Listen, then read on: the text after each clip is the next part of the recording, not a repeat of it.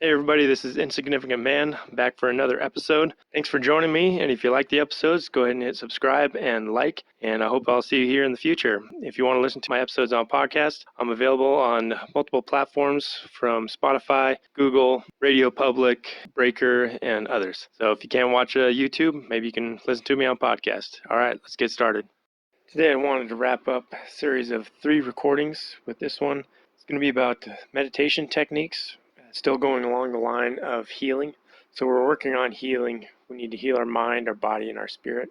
No matter what we've been through, any kind of a issue we're dealing with, mental trauma, physical trauma, any type of PTSD, and just dealing with what's going on in our world right now, seeing just kind of the changes, and we're all being kind of shaken up in our lives. And so this is a good place to start, and healing for yourself and eventually to move on to help heal others. I'm talking about emotionally and physically as well. But before we get started, I want to dedicate this 3rd episode again to Kathy Phillips, which used to be Kathy O'Brien, is the name she goes by when she wrote the book Transformation of America. And it's about her story, her biography, and how she was trafficked and controlled from the time she was an infant till I think about 30 years old. Within that time frame, she had a daughter as well that was subjected to the same thing, and somewhat even worse because their mind control techniques had improved and increased in severity since she was a child. So her daughter is still recovering, and then Mark Phillips as well. Mark is the one that rescued her out of that life and got her away and helped her heal. She just now released a new book talking about the techniques that he showed her, taught her to help her deal with her previous life. And if you haven't read her book, Transformation of America, I recommend it. It's pretty intense, but like I said before, the least I could do for this woman is to read what she lived through. So as crazy as it seems when you're reading it, and horrific as it seems, and graphic, she actually lived this stuff. So I have no problem reading this kind of information because I want to know this kind of stuff. I want to see the truth and not being afraid of knowing the truth and not being attached emotionally to or being offended by hearing it or listening to it.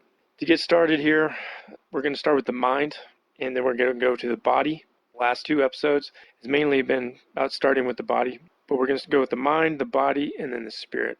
So these are just techniques that we can use from the beginning of this healing process all the way through the rest of our lives. And the more we heal and the more we grow, the more we strengthen our spirit and understand our bodies and our minds and accept both our bodies and our minds and our spirits. These techniques are going to become more important as the time goes on. They will become more significant, and you'll start to notice that. A little review of what we've been talking about previously is the energy centers. We talked about the fact that they are real, and they are a gift and part of the design from the Creator. And the Creator has become love through the focus of free will. And from that love came intelligent energy, and from intelligent energy came light. So that intelligent energy focused on light brings things into being. One thing that was created with light was all the densities within that pure light. All our densities, all our different colors. So you have all the colors that are shown through a prism. It separates everything, and that's the example of the rainbow, is to show balance and completeness and wholeness within one. So we are all one within the one infinite Creator, and there is nothing outside of intelligent infinity. It began in mystery. We don't know anything before that, and we don't know anything about the end. So everything begins and ends in mystery, but we do know everything is one, everything comes from light, and everything comes from the design of the Creator. He is wanting to know himself. The whole point of creation is for the Creator to know itself, and he's created us and everything else around us in order to experience everything we can possibly experience, to learn. And then once we've learned, then we apply it, we know more, we understand more, and then we're building wisdom. We're going about it by ways of love, loving ourselves or loving others. So we have the energy centers. We know they're real. We know they're part of the design, and they're instrumental in our evolutionary process. And not only do we know that they're real, we know that they all serve a specific function. We know that the bottom 3 are active. They're all activated, red, orange, and yellow, from the day we were born. And the green, blue, and indigo are waiting activation. And that begins with a cornerstone decision to love. And you can love yourself or you can love others first. There's two different paths, and we have two different polarities, a positive path and a negative path. And we know once these energy centers are activated, how to tell what kind of actions a person manifests and what kind of thoughts do they have is due directly to the color of energy center that the light is being filtered through. So we know there's telltale signs of what energy center is being used, because we know that the red activated does this, orange activated does this, yellow this, green, blue, indigo. And we also know about blockages. So we know if there's a blockage, there's kind of an irritation of that energy center or a continual use of energy from that energy center, which holds everything right there and is not allowing any energy center above it to be used in any way. It's a baffling or a blockage. And now we know that we can balance these and we can remove these blockages, and that's through visual technique we talked about last time. We stop, take a moment, quiet your mind, and visualize, understand where the energy comes from. And all energy is coming from intelligent energy, which our world has grown up as knowing as the Holy Spirit. So everything comes from the Creator. The Creator's love. Intelligent energy came from that love, and the intelligent energy created life. So that intelligent energy is everywhere, and we can use that to balance, and that's what's always flowing into our bodies to give us energy. That's why we rest at night for however many hours, and our batteries are recharged, and that's because it's absorbing through our feet and our tailbone, and it's going right up into our spine where the energy centers reside. We know that they're real. We know how to identify which energy center is using which energy, and we are able to identify if there's blockages and how to balance our bodies with those energy centers, which is a part of helping to balance our mind as well. Moving along to the mind. A lot of trauma takes place in the mind, especially with any kind of MK Ultra techniques, anything used, like you might have heard of the Montauk Project using very similar techniques. These are all techniques that were originated hundreds of years ago between these ancient families, that these techniques have been used but kept secret. So like for example, the Rothschilds, the Bilderberg groups, any of those big family names, old family names that go way back to the crowns and different countries. So they've had these techniques where they've used the father is always physically abusing the son to break him, in other words. So they're breaking their minds and they're desensitizing them to any form of love, and this is how they assure the progression of what they want, is by damaging their kids. And that's through sexual damage, physical damage, mental damage, and pretty much creating little monsters to replace them when they pass on. And also to bring someone up underneath them and grooming them to carry on the plan of controlling everything in the world and getting everybody else to work underneath you and for you. So pretty much enslaving the planet. And that's what we're seeing the results of, the culmination of today with everything that's going on. So the mind is very susceptible to damage, and the CIA has taken this on from the Germans, who picked this up from the ancient families, and a lot of their scientific research back in the early 1900s had a lot of success for what their goal was. And when we won World War II, we brought all these scientists over in Operation Paperclip, and they brought with them all these techniques that they learned. And the CIA was then formed, used to be the OSS. So the CIA wanted to develop their contacts as well. So they brought in a lot of these Nazi SS individuals who were all about that kind of the spy life and spy network and underground espionage and surveillance. The CIA absorbed this, and then they also absorbed anything they found about mind control. And then they've since built upon that foundation. And they've handed this technique out to anybody that they give to handle one of their mind-controlled assets, which is the case of Kathy Phillips. So she was controlled by a handler and used for communication between our president at the time, the vice president, and Secretary of Defense. She was used to photographically memorize and auditorily memorize long, important messages. So there was no trace of this type of communication. And then they would send her to, say, the president of Mexico. And she would then relay this message. And then she was also told to do whatever the president wanted, which included everything you can think of. So the mind is fragile, but it can be healed as well. So I'm just going to start going through the techniques right here. And there's not that many. They're pretty basic, which is nice because it's simple. But it's just something that needs to happen consistently and let time do the healing. So the biggest word that comes to my mind when I'm talking or thinking about this type of work is acceptance. Acceptance is huge. And to be able to accept, you have to be okay. Like, everything has to be okay emotionally. You're accepting of what has happened to you. You're accepting of your mind and the type of thoughts that your mind has. It's okay to have those types of thoughts. That's what the mind does. The mind contains everything. You have to accept your body, accept its limitations, its abilities, its strengths, its weaknesses. And you have to accept the fact that you have a spirit and its strengths and weaknesses as well, and understanding what it does. So acceptance is huge in any kind of aspect of the mind, body, or spirit. So we talked about distortions and blockages and what brings about these distortions. Well, this is the perfect way to start figuring out what distortions you actually have. This is figuring out the core and base of who you are, why you think the way you think.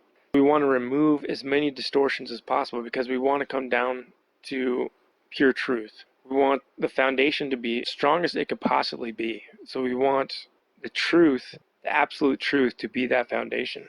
And we need to find the truth about ourselves, and we need to do that without any kind of fear. So remember that within perfect love there is no fear, and we're striving for perfect love. So to do this, you can't be afraid. You have to say it's okay whenever you're thinking about what's going on inside your mind, inside your head. So we need to remove the distortions and blockages. And this will help you also identify where they come from. Now, kind of a prerequisite to all of this work, and it's kind of a step in itself, but it's simple. You have to be able to quiet your mind. Whenever you do this, find a quiet place, alone, as little noise as possible. I like to use headphones, noise-canceling headphones. If you don't have something like that, earplugs work just as good. But to do mental work, you need to have the ability to retain silence of self. You need to be able to quiet your mind at a steady rate whenever it's required. Be able to focus on that quietness. A lot of people are restless and have a hard time sitting still for a long amount of time. Well, that's something we have to build up to growing out of. So we have to be able to learn to quiet our mind because this is necessary. We have to quiet our mind to open it like a door, and silence is the key. So that is how you do it. We have to learn how to be quiet and just be still. So now we can begin the process. So step one, the polarity of the individual needs to be known and internalized and realized. What I mean by polarity is we're third density beings. We're striving for fourth density. So we have to make that cornerstone decision. We have to choose to love, and that's what activates the green and blue energy centers. So you choose to love yourself more and live that way, or you choose to love others first. Both ways are serving the Creator in their own way. So we need to establish and accept in our mind, quiet our minds, realizing what our polarity is. Kind of to break it down, make it really simple is, am I a good person? Am I a bad person? Or do I want to be a good person? Or do I want to be a bad person? So if there's any kind of trauma you're dealing with and you have a hard time seeing yourself as a good person, there's a lot of damage. You want to be a good person. You want to get back to that positive side. You want to be on the positive side of polarity because you want to have a peaceful life. You want to have a loving life. You want to bring love back into your life and be able to show love to people and to yourself. And if it's a negative path, then, like we talked about, human instinct, those lower 3 energy levels, that's the direction the negative people go. But this polarity needs to be realized inside. I'm of the positive polarity, so all my talks are going to be coming from that perspective, that point of view of the positive side. So the individual needs to internalize and realize if they want to be on the positive side or the negative side. And if you don't know, that's okay. And if you don't know, that just might be a sign where you're floating in the middle. So you're neutral. There's no energetic charge for any type of polarity. And that's fine. That's okay. Everybody has to start at some point. You either start there or you start further up the pole of polarity on either side, but it's okay. It doesn't matter where you start.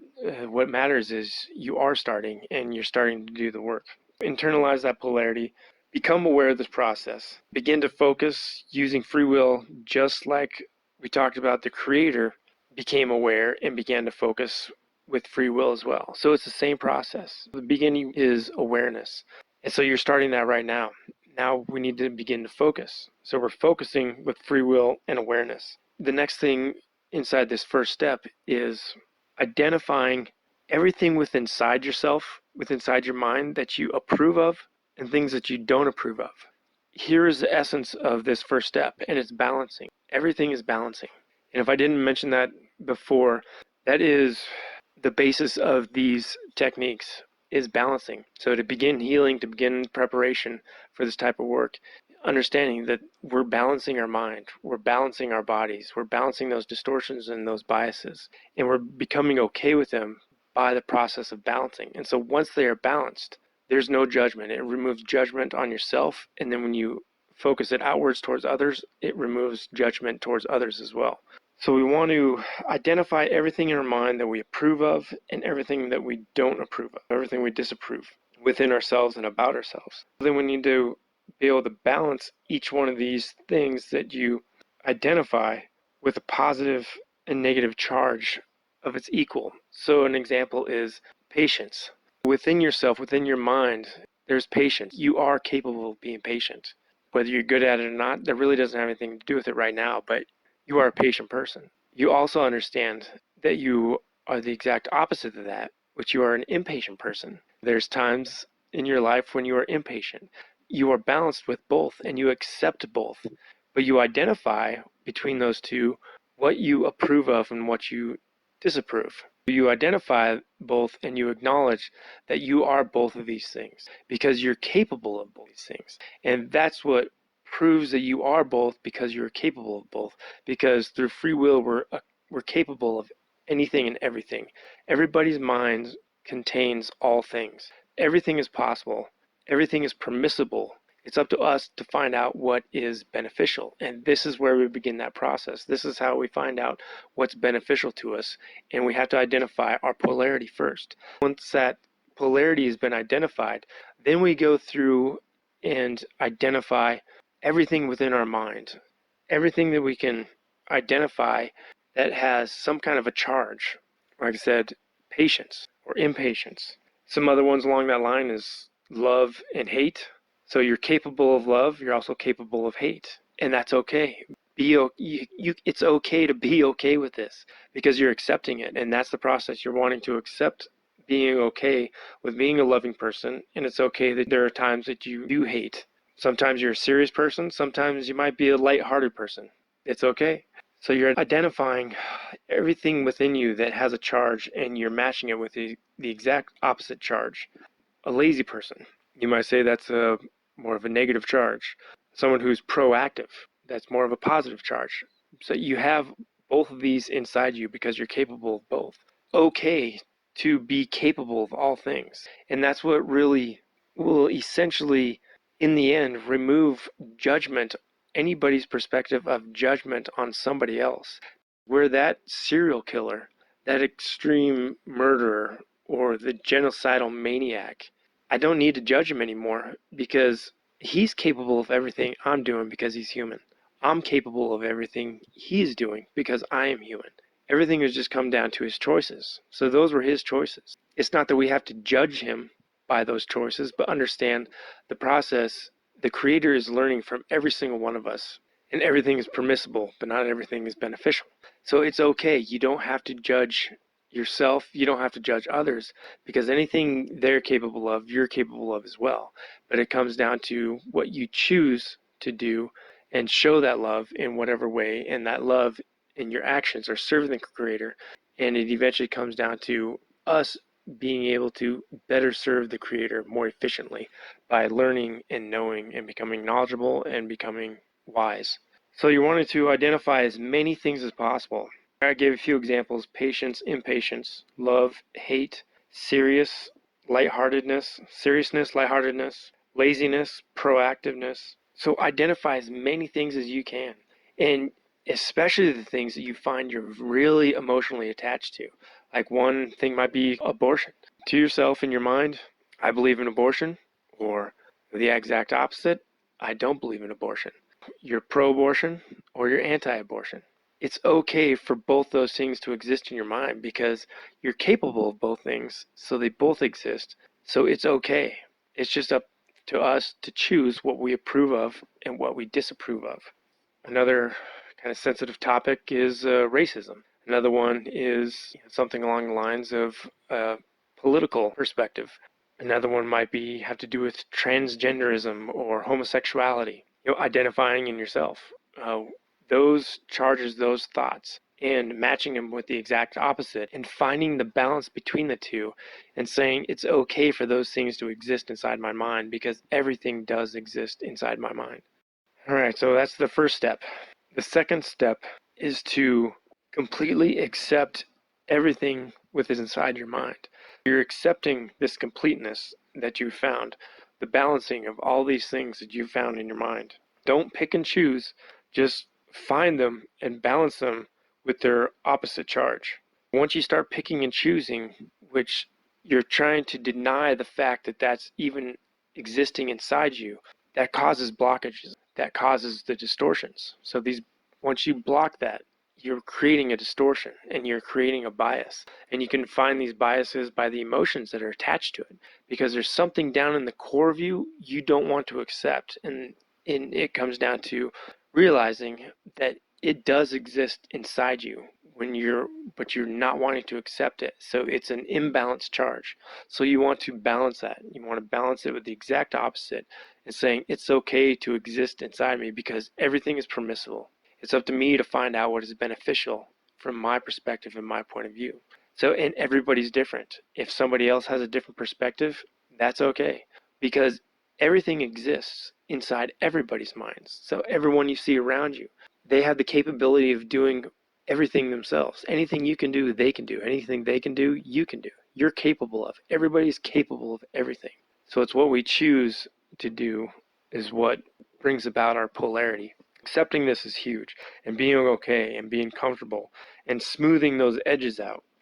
The finer the details, the more minute things you find in your mind and balance them, the more smoothing you do smooths out some portion of any distortion you have inside your mind. So it smooths it out or removes it. And so you can see clearly, you more willing to accept a possibility of the truth. And then it's our job to seek and find the truth once this is complete. So step 3 is repeating the first 2 steps and applying it to everybody else around you. So the first step is internalizing the polarity within inside you. So you have to identify the polarity. Then you have to identify everything within your mind that has a charge. So anything you can think of. Example I gave, patience and impatience. You find that, you find the opposite charge, and then you balance it. You go through your mind. Step 2, you accept it. You accept everything about your mind and you're okay with it. It's okay. Then you look at everybody else around you and you do the same thing with them. And you might even be able to identify then what they're going through. You might even be able to put yourselves in their shoes, in their position, see that you were once there or that you want to get there. But you can identify where they are in their evolutionary development and their development of self and what polarity path that they are working on and heading down towards. But you can see it. You don't have to judge them by it, but you can see it and you can understand it. And this will slowly start to erase any type of judgment. And so you look at the person and you realize they are another part of the creator trying to learn itself, to learn more about itself. So when they are alive in this existence, they are learning and they are polarizing, and the more they polarize, the better their chance is of moving on through harvest and transitioning to the next density, where it begins a whole nother process of learning in fourth density, and that continues to the next level of fifth densities. The creator is wanting us to evolve to the next density because it's a whole nother level of learning. And that means it's a whole nother level of learning for him. And we bring with us into those next densities everything we've learned from the previous density. So you want to repeat this process with each individual that exists and see that they exist in completeness. So they are complete, just like you are complete And it's even if they don't see it themselves, you can still see it in them because everything is acceptable, everything is permissible, and it's up for us to find what's beneficial. Accept them for who they are right then and there is no judgment. Full acceptance is no judgment. And I think a term that gets thrown around a lot that people don't realize that they might believe in it, but they don't execute it very well, is unconditional love. Parents to daughters, family members to family members, loved ones to loved ones, whatever it might be. When you hear people tell you, I love you unconditionally, and then all of a sudden there's some condition that's just split the family in half. Like they find out that one of their kids is homosexual and they just can't reconcile with them because they just can't accept that. But they love them unconditionally, but yet they're divided.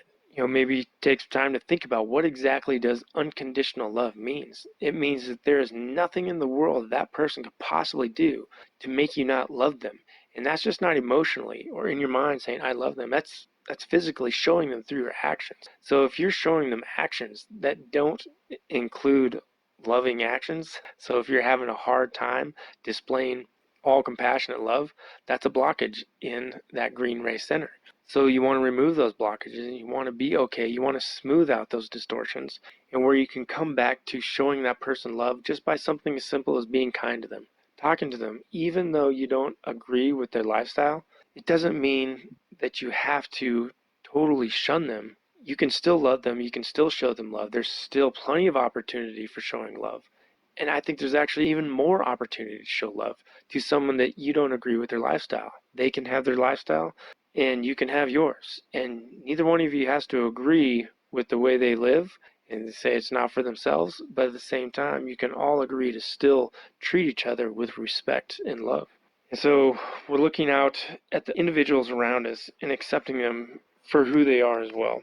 And this also doesn't mean you have pity on them either, because you don't want to view them as, well, they're just ignorant and I'm so much smarter than them, because this is counterproductive as well. Because you're looking at them and you see the Creator. You look at the mirror, you see the Creator. You understand that we are all truly equal because we are all the Creator. Everything is one. And everyone is learning through their experience, and everything is catalyst around us to create these experiences. So there doesn't need to be any judgment. There doesn't need to be any pity on them. You just love them exactly how they are in the best way that you see fit. And then at the end of the day, review yourself, review your actions. It's like, was that really a loving thing to do? Did I say that when I said that to him? Was that loving? I don't know. When I did this, was that loving, or was I a little too harsh? Was I a little too off-putting? I don't know. That's up for you to review. And that's how we are playing our different energy centers compared to everybody else around us. This is how we feel from our perspective we can best serve the Creator, by how we treat everybody around us. And that's how we put these chords together.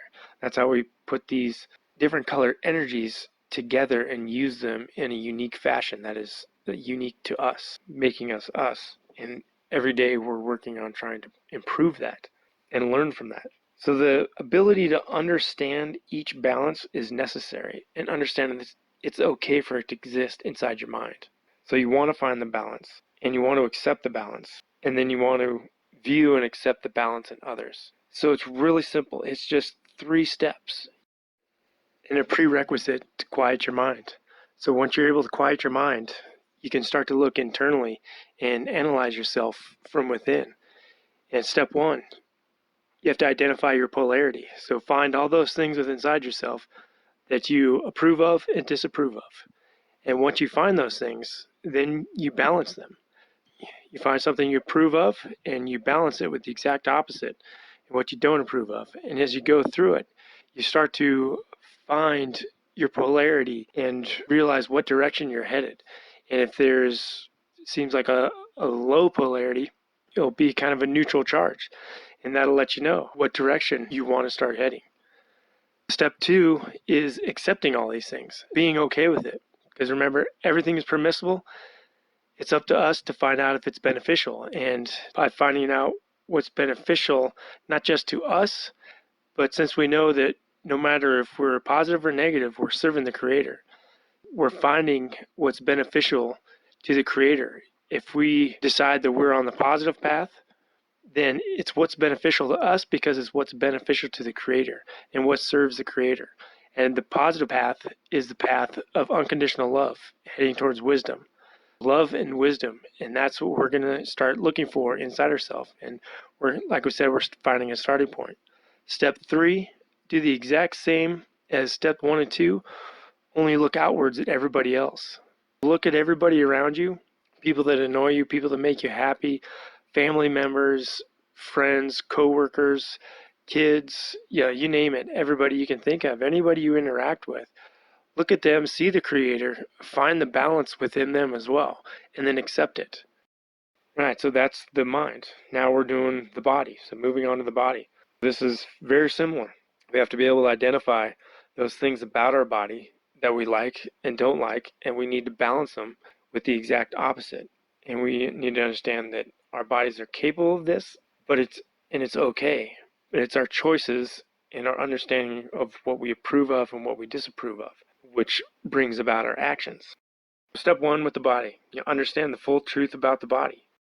From the energy pathways, and that's what we've talked about in the first couple episodes, is realizing that these energy centers are real and how they integrate into the body, where they exist, why they exist, and how they operate within this existence.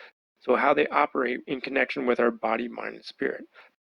First of all, acknowledging that they are real and knowing that they're real and knowing how the body is energized by the external energies around us. And that's what we talked about. This energy enters through our feet and into the base of our spine.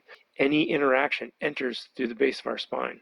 And it goes through the filtering process of the red, orange, yellow, green, blue, indigo energy centers. So we need to know the pathways that this energy energizes the body and all of its natural functions. So ranging from the basic of instincts, your fight or flight, so from your basic red ray all the way up to the indigo ray, so your more sacramental ray that has to do with the divine, you might say, or it's the gateway to intelligent energy. And this is kind of where holiness comes from.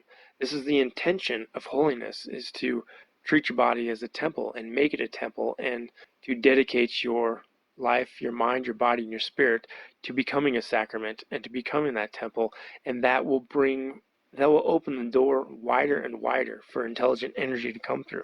So an example of this is you can start with the basic functions like fight or flight, but also viewing your body as nothing but flesh and bones, and you can use it and abuse it however you want. And that's everybody's right to do so. So that you kind of have the lowest view of the body, or you have the highest view of the body, and that's viewing your body as a temple and treating it right, keeping healthy, exercising, eating well. And these are all processes of seeking as well. Not just so you can hold it over people, but just for yourself personally. And if time comes where you can share this with other people and things that you've found, but you're also learning as well by any of those experiences also. So step 2 with the body is you have to understand the body and know it. Use the mind to examine the feelings, emotions / biases. We've talked about that before. Why are your emotions so attached to certain things in your mind and the biases, and why your emotions are so attached to maybe confidence issues or cockiness issues. So it's kind of a balance right there, right? Someone that is very self-conscious about their body's capabilities and they're embarrassed, so they're self-conscious. Or you have the exact opposite, someone who is very cocky because they're very confident with their body and they kind of flaunt it. There's a balance, and they both exist, but we're working on finding those balances. How do these emotions, how do these biases affect different parts of our bodies? The energy centers are a big key to finding out our emotions and what are those emotions attaching themselves to. This is necessary to understand this and accept the body's polarities as well. And these are expressed through your actions. Everybody's body is capable of doing everything because, like we said with the mind, everything is permissible, but not everything is beneficial. It's up to us to determine what is beneficial.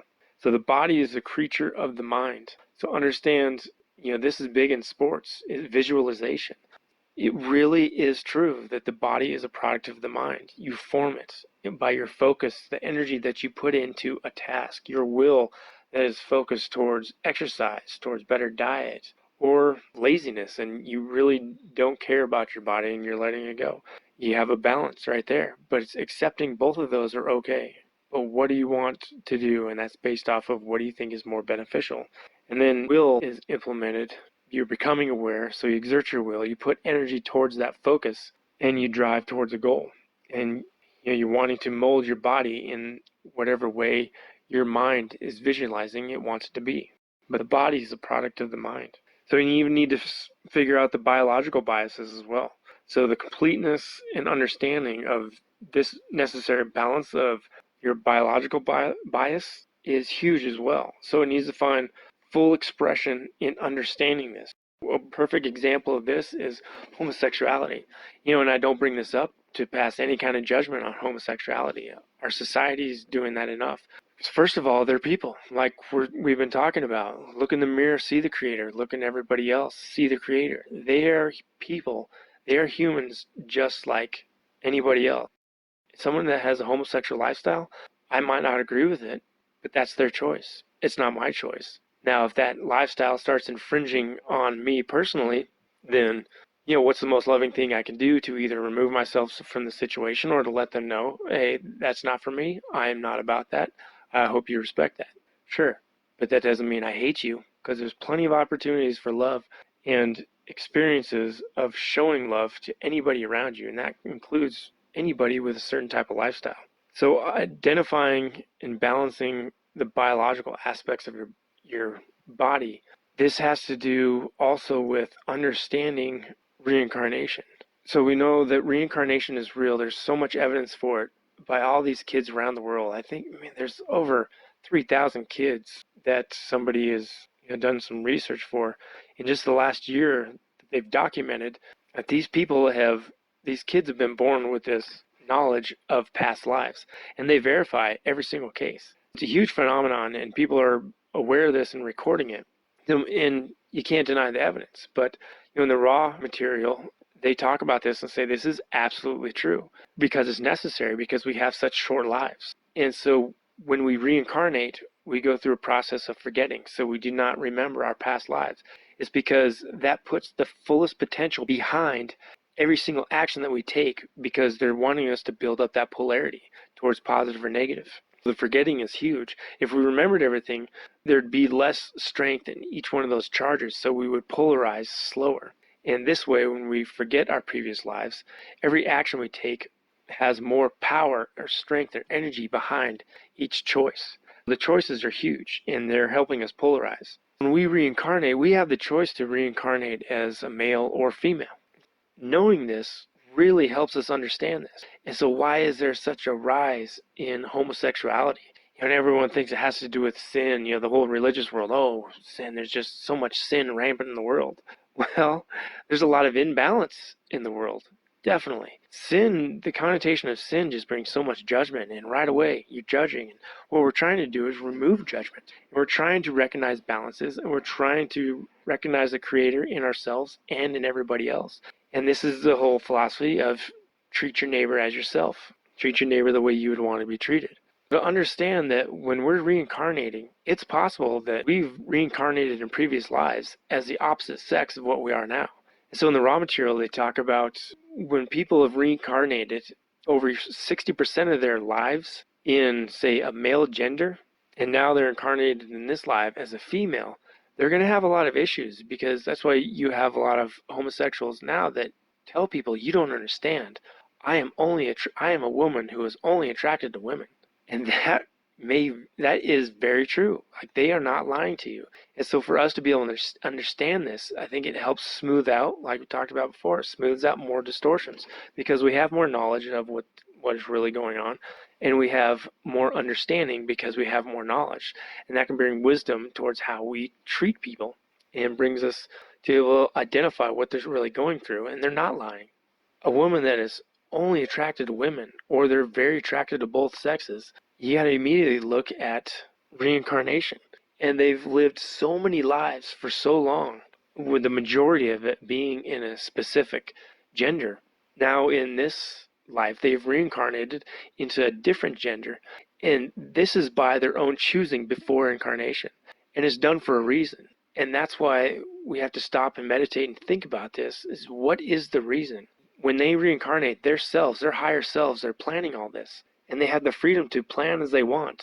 They plan a life to learn specific lessons. It could range from a lot of different lessons, or just a few specific lessons. They're needing to learn how to accept themselves, how to accept their body. And that's just something that kind of jumps into my mind. But I mean, that is necessary. That is one step that, within homosexual community, they say they're free to be me, but all I see is confusion because they want us to accept them for who they are when they haven't accepted themselves for who they are. And the fact is that their bodies, they've been born a specific gender, and they are not accepting the fact that they are biologically male or female, whatever it is. And really thinking about transgender movement right now, it really is an imbalance. And you see how quick to anger a lot of these transgender community people are. And you think about blockages and you think about balance, and you can start to identify that, man, there's a lot of imbalance going on there, and there's a lot of inacceptance of who they truly are, and that is full acceptance of your mind, your body, and your spirit. So with this knowledge brings us understanding and allows us to accept them for exactly who they are, because you understand what's going on. You understand the situation, and you don't have to judge them. If they want to be transgender, that's their choice, because that's their life. This is what they have to go through to learn whatever lessons they have planned for themselves before incarnation into this life. So we don't have to judge homosexuals. We don't have to judge transgenders. We don't have to agree with them, and we don't have to maybe support specific things like transgender bathrooms. Whatever your feeling is on that. I mean, we still have a right to stand up for what we feel is right, and we can have our reasons and our backings for that. But it doesn't mean that we have to treat people like dirt in the meantime. So you can completely accept someone for who they are as a transgender when you're not a transgender person, and you might say, well, I don't believe in transgender. Okay, you might not believe in it, but can you understand it? And I think a big part of that understanding has to do with reincarnation. Can we understand that it is very possible that these people are dealing with an internal crisis because their mind and their spirit is so used to previous incarnations as a specific sex. Now in this incarnation, they're the opposite sex, and they want to go back. And you can see the steps that they take to do that, whether you agree with it or not. I mean, you can see the steps, and trying to have sex change and all that kind of stuff. A lot of surgeries goes into it. But this biological acceptance is huge for accepting the body. Even if you feel that you're a woman in man's clothing, or a man's skin, or a man in woman's skin, there is an understanding and a balance that needs to be found that, yes, this is absolutely possible. Absolutely possible. And it's okay. But to be able to accept that it's okay is one thing, but we also need to accept what skin of what gender we are in at this moment in time. Because in this incarnation, it's for a specific reason. Everything that happens is catalyst for a specific reason, catalyst to create an environment, to create specific choices. And these choices is what defines our polarity. There doesn't need to be any judgment behind it, but just finding balance and finding acceptance. This is part of accepting the body. We have to understand that reincarnation is huge, and the forgetting is huge, and it's real. And we have to review that, and it has to factor into our process of understanding when it comes to the body. And the third step in this is, just like with the mind, is extending this task to all other individuals around us, accepting them for exactly who they are and where they're at in their development, in their learning, in their process of life, and we don't have to judge them. So now the spirit, again, like the energy centers, first step is accepting and knowing that there is a spirit, and everybody is born with a spirit, and that is a gift from the Creator. But not only is it a gift from the Creator from birth, it's a little different than the mind and the body because it's not really immediate. It's one of those things that takes time to balance, and it's the longest, most subtle part of this process because it's going to take a little more time and a little more discipline to build up your spirit. In other words, you're trying to strengthen your spirit. In the Talmud of Jmmanuel, Emmanuel talks about you strengthen your spirit with knowledge. And that's huge. And we have to learn the truth. We have to learn the truth about reincarnation. We have to learn the truth about energy centers. We have to learn the truth about the Creator. We have to learn the truth about intelligent energy and how it enters our body. We have to learn the truth about the spark of life that is the Creator inside every one of us. And we have to learn and know that that is the purpose of the Spirit. It is to integrate that spark of the Creator inside us with our mind and our body. If you ever studied nerves, the more you do an action, the thicker the myelin sheath builds on a nerve, which is insulation. So it allows the nerves to move quicker and faster, and that's why your reflexes get better when you continually practice the same movement over and over and over. You're building up those pathways of those nerve endings firing and creating action in your body. Well, it becomes faster and faster and quicker because you're building up a thicker myelin sheath, and this insulates better, and this allows electricity to move quicker and faster. That's why we get better at things physically. The spirit is the exact same way. It is that myelin sheath that we have to build up and we have to strengthen, we have to thicken, because it helps allow and connect the Creator from that light inside of us to our mind and our body.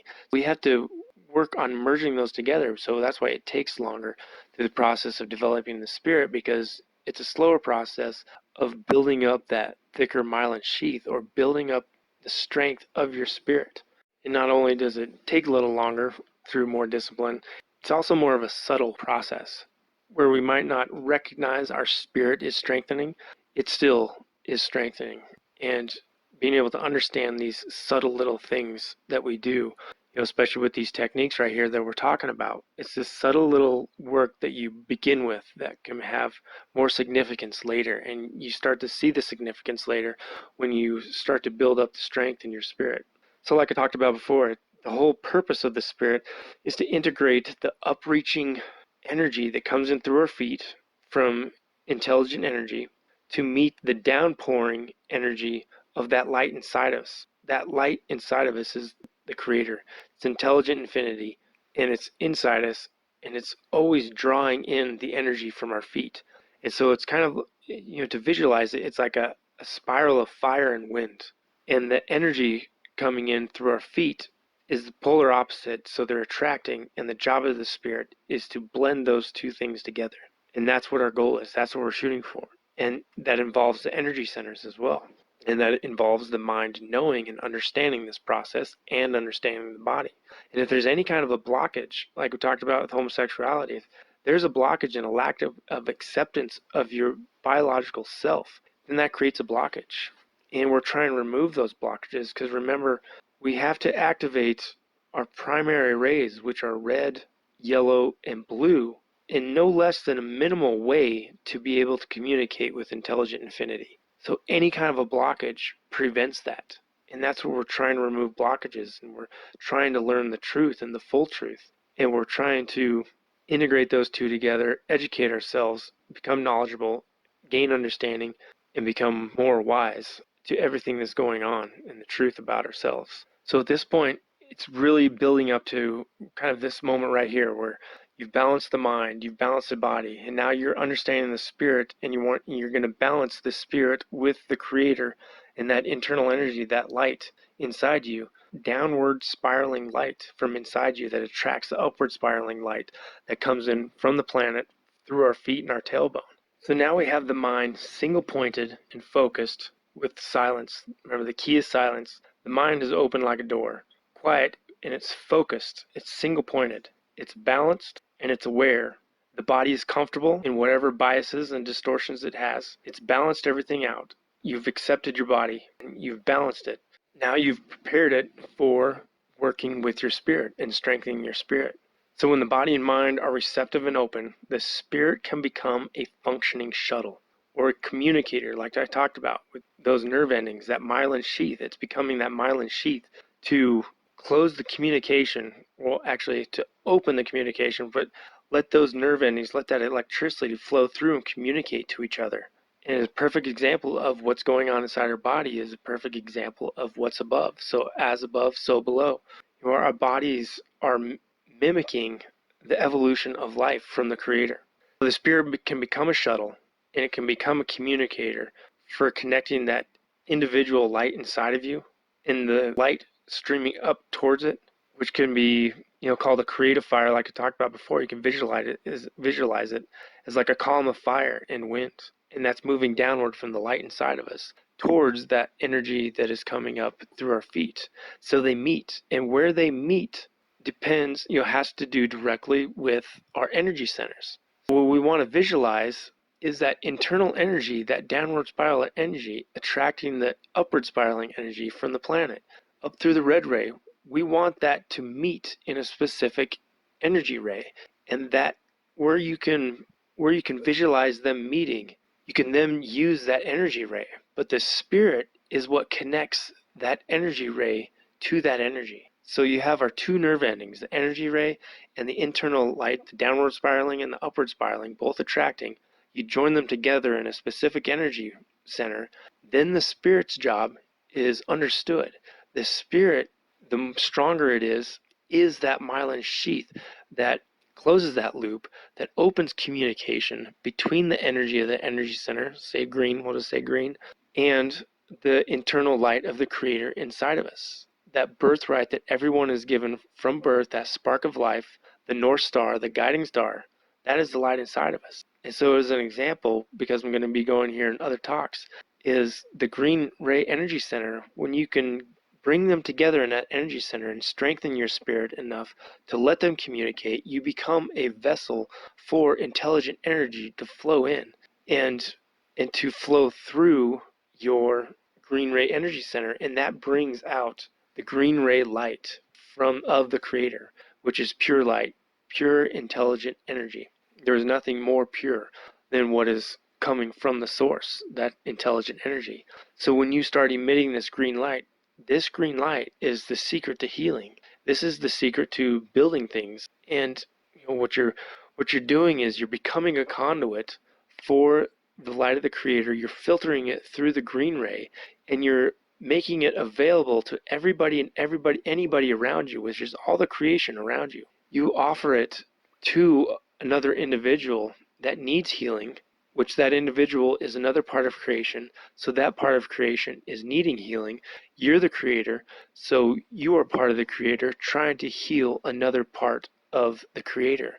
And so together you can work together to heal. So once you understand what's going on, you bring that light, that downward spiraling light that's given to you from birth, you connect it with the upward spiraling energy, and you put it in a green energy ray center, and your spirit opens up communication and allows that green ray energy to push out to anybody and everybody around you.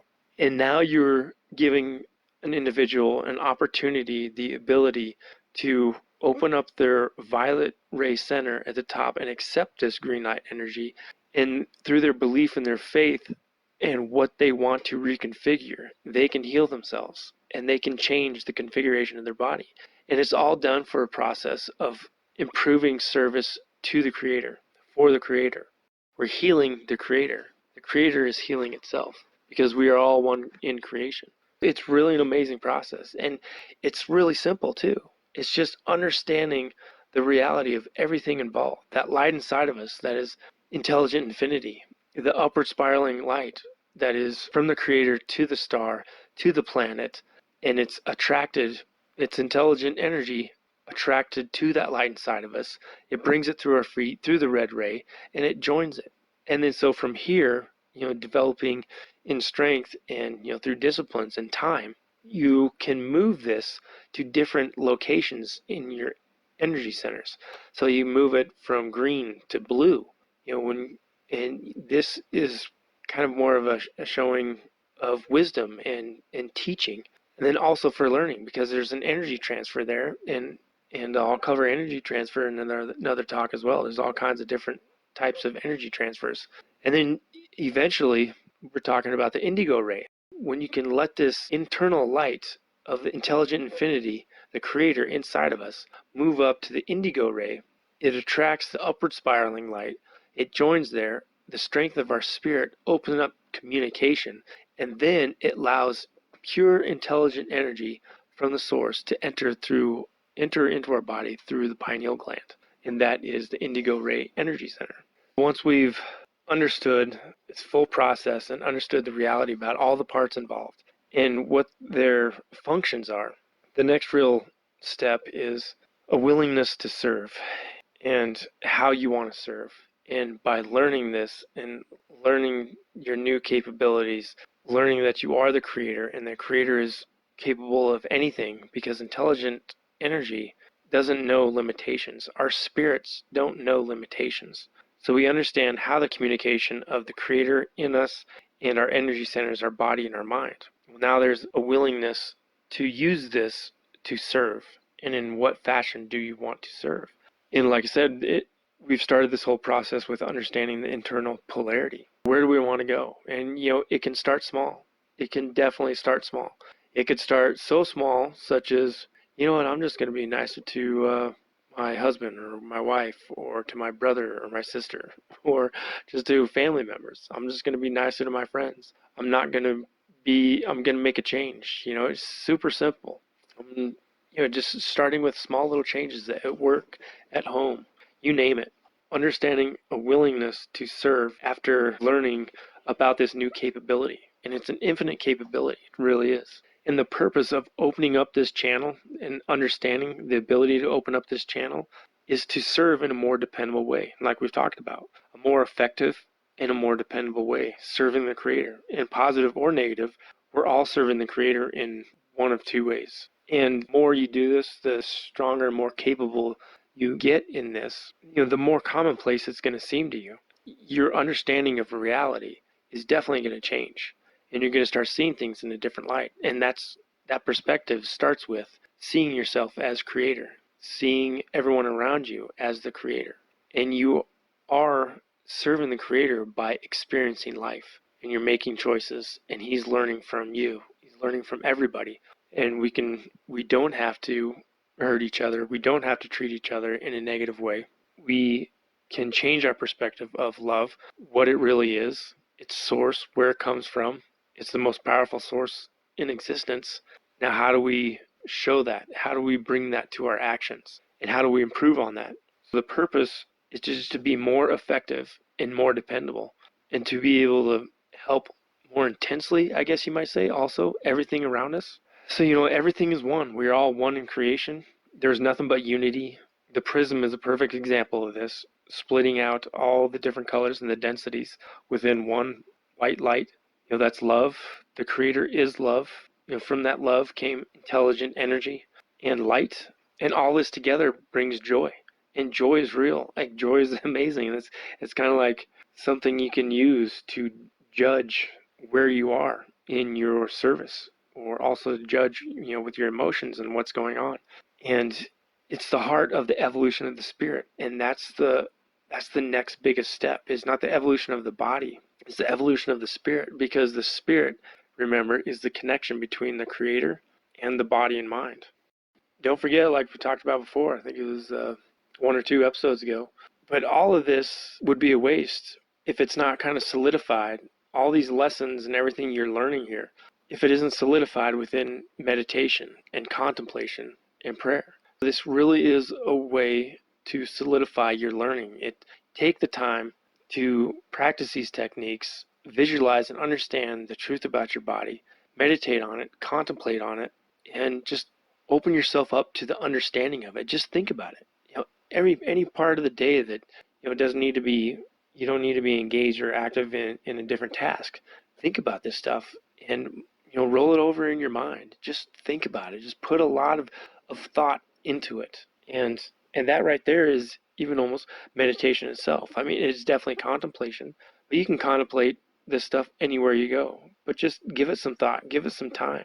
And the more effort you put into something for a longer amount of time, I mean, this energy you're putting into something, you're wanting to really plant it down in the deepest parts of your mind. It becomes second nature and just becomes a full understanding. And I'm going to wrap it up here, but I just want to leave with one more note. And it's pretty important. It's kind of like a conclusion, but something just to remember with the process of all this.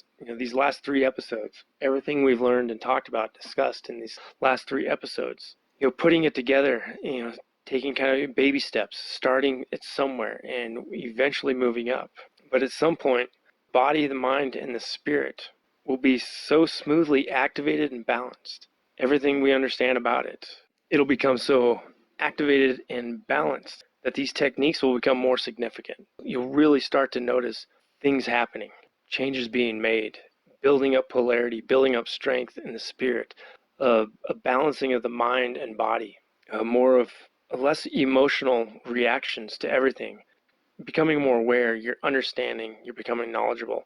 And this is where wisdom really starts to be seen. Never forget, though, that everything is one. It all begins and ends in mystery, and everything is the creator. It's not technique. It is fluid. It is moving. It's always moving. The creator is everything. Everything is the creator. It's not that we have to put so much investment in these techniques. These techniques are just there to get us to an understanding of the creator. And so this is like training wheels to help us along that path. And to remember we don't have to put over importance on these techniques, because the more we learn about ourselves, we might even be able to do these techniques quicker. So like I said, training wheels, or eventually you might be able to take the training wheels off and it becomes such second nature that is just a part of you, and you do it so quick you don't even realize, because you have full understanding. And you think of Emmanuel back in all the Gospels, and how quickly he was so prepared. I mean, you didn't see him before he healed somebody. You didn't see him, hold on, I got to meditate, I got to clear my head, I got to focus and balance everything. Okay, here we go. All right, I'm ready to heal. No, the process has become so smooth, and his body, mind, and spirit have become so open and balanced that it was second nature to him. It was part of him, and he could do it without even noticing any kind of a change. There's nothing that was recorded anyways. This is eventually going to build up to be more commonplace for everybody the more we do it. But these are the beginning steps.